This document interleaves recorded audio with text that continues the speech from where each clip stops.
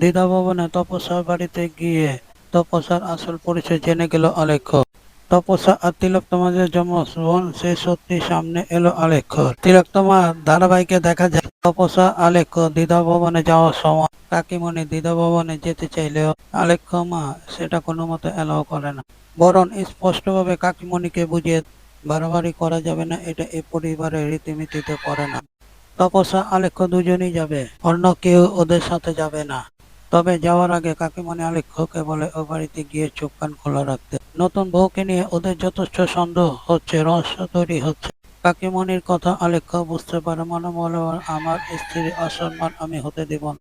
কিন্তু রহস্য তো তৈরি হয়েছে, কিন্তু কিছু প্রশ্ন উত্তর আমি পাচ্ছি না। বড্ড অচেনা লাগছে তিলোত্তমাকে। আলেখ্য চুপচাপ দাঁড়িয়ে থাকে। তপস্যা বলে চলুন, ও বাড়ির সবাই অপেক্ষা করছে। আলেখ্য আর তপস্যা দ্বিধা ভবনে চলে আসে। চাঁদনি আর তপস্যা দুজনে তপস্যা আলেখ্যকে বরণ করে দ্বিধা ভবনে ঢুকায়। খুব ভালো করে ঠাম্মি জামাইকে যত্ন করতে বলে, কিন্তু ঠাম্মির মনে পড়ে তপস্যার কথা। এ বাড়িতে আরো একটা মেয়ে ছিল, ওরা দুজন যমজ বোন ছিল। ঠাম্মি চোখের জল ফেলে আর ঠাম্মি নিজের চোখের জল লুকানোর জন্য আর ঘরে চলে যায়। তপস্যা আর তিলোত্তমার যে ছবিটা, সেই ছবিটা হাতে নিয়ে ঠাম্মি চোখের জল ফেলে। কতদিন ধরে তোকে দেখি না, না জানি তুই কতটা বড় হয়ে গেছিস। তুই আর তিলোত্তমা একই রকম দেখতে ছিলিস। মাঝে মাঝে একটা উড়ো ফোন আসছে আর বলছে তিলোত্তমা মরে গেছে। আমি জানি না এসবের মানে কি, তবে তোর বাবা তোর উপর যতই অভিমান করে থাকুক না কেন, এখনো তোর পথ চেয়ে বসে আছে। তুই ফিরবি তো তোর বাবা মায়ের কাছে। অন্যদিকে দেখা যায় আলেখ্য খাবার খাওয়ার পর ওয়াশরুমে যাওয়ার জন্য উঠে পড়ে এবং ঠাম্মির ঘরে পাশ দিয়ে যেতে থাকে। ঠিক তখনই আলেখ্য দেখতে পায় ঠাম্মি যেন কার ছবি হাতে নিয়ে চোখে জল ফেলছে, একা একা কি বলছে।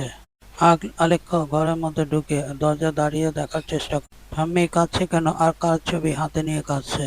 আলেখ্য ঠাম্মির কাছে ধীরে ধীরে এগিয়ে যায় এবং আলেখ্য স্পষ্ট দেখতে পায় ঠাম্মি যে ছবিটা হাতে নিয়ে কাঁদছে সেটা আর কেউ না, তিলোত্তমা ও তিলোত্তমার বোন তপস্যার ছবি নিয়ে। দুজন একই রকম দেখতে, যেটা দেখে আলেখ্য চমকে যায়। দাঁড়িয়ে দাঁড়িয়ে ভাবতে থাকে এ কি, এটা ঠাম্মি কার ছবি হাতে নিয়ে কাঁদছে। ওরা দুজন একই রকম দেখতে। ঠাম্মি চোখের জল ফেলে আর বলে তপস্যা আর তিলোত্তমা দুজনে একেবারে ভিন্ন মেয়ে ছিল, কারোর সাথে কারো কোনো কিছু মিলতো না। একজন নম্র ভদ্র বাবার কথাই তার কাছে শেষ কথা, অন্যজন নিজের স্বপ্ন নিজের পায়ে দাঁড়ানো, এসব নিয়ে বাবা মার কাছ থেকে অনেক দূরে চলে গেল। আরেকজনের মধ্যে ছিল তেজ, জিদ, যা কেউ দমাতে পারেনি। শুনে চমকে যায় আলেখ্য, মনে মনে ভাবে তেজ, তেজ, জিদ, এটা নয়তো তিলোত্তমার বোন তপস্যা, নয়তো যার সঙ্গে আমার বিয়ে হয়েছে তার সঙ্গে তো আমি তিলোত্তমার মিলই পাচ্ছি না। কি হলো তাহলে? অন্যদিকে তপস্যা খেয়াল করে দেখ আলেখ্য ওখানে নেই। তপস্যা মনে মনে ভাবে একে আলেখ্য কোথায় গেল। তপস্যা এগিয়ে যায় দেখার জন্য আর দেখতে পায় ঠাম্মি যখন ছবিটা নিয়ে চোখের জল ফেলছে হাতে নিয়ে, তার পাশে দাঁড়িয়ে আছে আলেখ্য।